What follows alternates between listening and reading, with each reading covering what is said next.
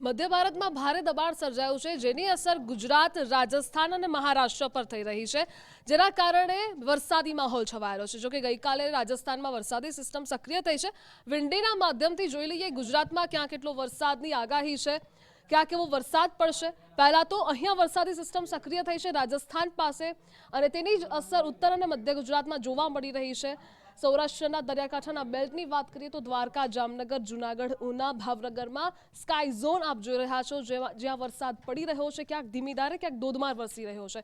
ઘણી ખરી એવી પણ જગ્યા છે કે જ્યાં વરસાદે વિરામ પણ લીધો છે, પરંતુ હાલ વરસાદનું જોર અહીંયા વધારે છે। ઉત્તર અને મધ્ય ગુજરાતમાં અમદાવાદ પાસે પણ ધીમી ધારે વરસાદ પડી રહ્યો છે, પરંતુ મહેસાણામાં ભારેથી અતિ ભારે વરસાદની આગાહી હવામાન વિભાગે કરી છે, એટલે અહીંયા શિયર ઝોનની અસરના કારણે ભારે વરસાદ રહી શકે છે। આ તરફ દક્ષિણ ગુજરાતમાં જોઈએ તો ગઈકાલે પણ વરસાદી સિસ્ટમ અહીં સક્રિય થયેલી હતી, એટલે અહીં ભારેથી અતિ ભારે વરસાદ પડી શકે છે। નવસારીમાં પણ ભારે વરસાદ નોંધાયો છે, વલસાડમાં પણ વરસાદની આગાહી હવામાન વિભાગ દ્વારા કરવામાં આવી છે। વડોદરામાં એ સ્થિતિ, દાહોદ પાસે પણ એ જ વરસાદી માહોલ છવાયેલો છે। ઓવરઓલ રાજ્યમાં વરસાદી માહોલ છવાયેલો છે, પરંતુ સૌથી વધારે તેની અસર જોવા મળી રહી છે દક્ષિણ ગુજરાત, ઉત્તર અને મધ્ય ગુજરાતમાં। સૌરાષ્ટ્રમાં ધીમી ધારે વરસાદ વરસી રહ્યો છે। આગામી દિવસોમાં વરસાદની ભારેથી અતિ ભારે વરસાદ વરસી શકે છે, પરંતુ હાલ બીજા રાઉન્ડની શરૂઆત થઈ રહી છે। આગળ આપણે જોઈએ તો અહીંયા પણ સ્કાય ઝોન દાહોદ પાસે આપ જોઈ રહ્યા છો, અહીંયા રાજસ્થાનથી આગળની તરફ વરસાદી સિસ્ટમ છે એ જઈ રહી છે, જેના કારણે અહીં વરસાદી માહોલ યથાવત રહેશે। ડિસ્ટ્રિક્ટ પ્રોફાઇલ જોઈ લઈએ ક્યાં કેવો વરસાદી માહોલ રહેશે। બનાસકાંઠા કે જ્યાં લાઇટ ટુ મોડરેટ ટ્રેનની આગાહી હવામાન વિભાગ દ્વારા કરવામાં આવી છે, એ જ સ્થિતિ 6, 7 અને 8 તારીખે છે। પાટણનું જોઈએ મહેસાણા કે જ્યાં લાઇટ ટુ મોડરેટ ટ્રેનની આગાહી હવામાન વિભાગ દ્વારા કરવામાં આવી છે। આગામી દિવસોમાં પણ લાઇટ ટુ મોડરેટ ટ્રેન જ રહેશે। અન્ય ડિસ્ટ્રિક્ટ પર નજર કરીએ તો ગાંધીનગર કે જ્યાં પણ લાઇટ ટુ મોડરેટ ટ્રેન રહેશે, આવતીકાલથી પણ એ જ અસર જોવા મળી રહી છે। આગળ ગાંધીનગર પછીની ડિસ્ટ્રિક્ટ પ્રોફાઇલ પર જો આપણે નજર કરીએ તો અરવલ્લી, ખેડા, અમદાવાદ કે જ્યાં લાઇટ ટુ મોડરેટ ટ્રેનની આગાહી હવામાન વિભાગે કરી છે, આગામી દિવસોમાં પણ એ જ રહેશે। વરસાદી સિસ્ટમની અસર અહીં વધારે જોવા મળી રહી છે।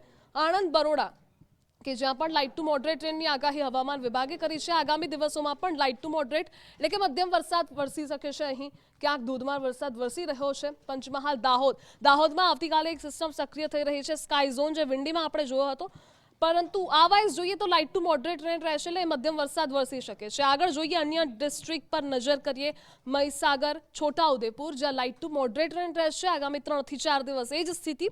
હવે જોઈએ નર્મદા કે જ્યાં હેવી રેનની આગાહી હવામાન વિભાગે કરી છે, એ જ સ્થિતિ ભરૂચમાં છે, એટલે કે ભારે વરસાદ નર્મદા અને ભરૂચમાં વરસી શકે છે।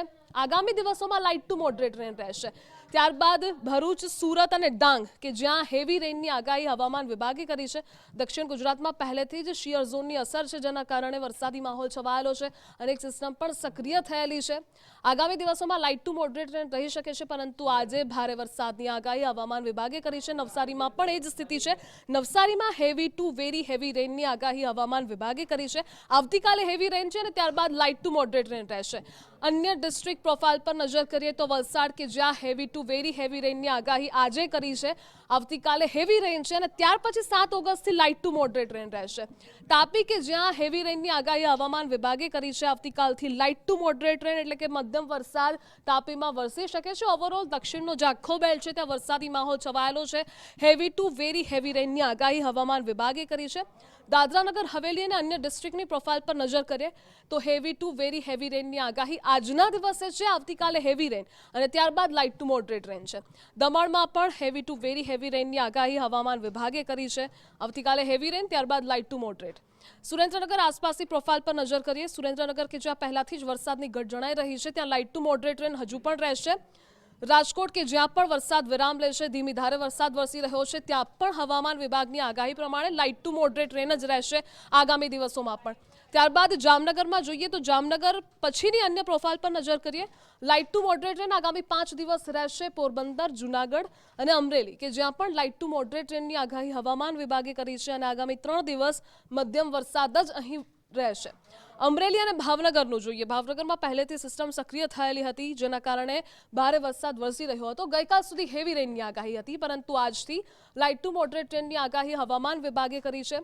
અન્ય ડિસ્ટ્રિક્ટની પ્રોફાઇલ પર નજર કરીએ, મોરબી, દેવભૂમિ, દ્વારકા અને ગીર સોમનાથ કે જ્યાં લાઇટ ટુ મોડરેટ રેન આજે છે, આવતીકાલથી 4 દિવસ લાઇટ ટુ મોડરેટ રેન જ રહેશે. ઓવરઓલ લાઇટ ટુ મોડરેટ રેનની આગાહી એટલે કે મધ્યમ વરસાદની આગાહી હવામાન વિભાગ દ્વારા કરવામાં આવી છે. અન્ય ડિસ્ટ્રિક્ટની પ્રોફાઇલ પર નજર કરીએ ગીર સોમનાથ પછીની, તો બોટાદ કે જ્યાં પણ લાઇટ ટુ મોડરેટ રેન, કચ્છ અને દીવ કે જ્યાં લાઇટ ટુ મોડરેટ રેનની આગાહી હવામાન વિભાગે કરી છે. સરહદી વિસ્તાર કચ્છમાં પણ લાઇટ ટુ મોડરેટ રેન, આગામી 3 દિવસ પણ એ જ સ્થિતિ. દીવ કે જ્યાં પણ લાઇટ ટુ મોડરેટ રેનની આગાહી હવામાન વિભાગે કરી છે અને લાઇટ ટુ મોડરેટ રેન જ રહે છે, એટલે કે ઓવરઓલ રાજ્યમાં લાઇટ ટુ મોડરેટ રેનની આગાહી હવામાન વિભાગે કરી છે. દક્ષિણ ગુજરાતમાં વરસાદનું જોર વધારે છે, ઉત્તર અને મધ્ય ગુજરાતમાં વરસાદી માહોલ વધારે રહેશે સિસ્ટમ સક્રિય થવાના કારણે. ઓવરઓલ દેશનું જોઈએ તો અત્યાર સુધીમાં 4%થી વધુ વરસાદ નોંધાયેલો છે અને જે મધ્ય ભારતમાં દબાણ થયું છે જેની અસર રાજસ્થાન અને ગુજરાત પર જોવા મળી રહી છે, જેના કારણે વરસાદી માહોલ યથાવત છે. બીજી ઇનિંગની શરૂઆત થઈ છે, બીજો રાઉન્ડ વરસાદી શરૂ થયો છે, જેના કારણે આગામી 5 થી 6 દિવસ ભારેથી અતિ ભારે વરસાદ વરસી શકે છે.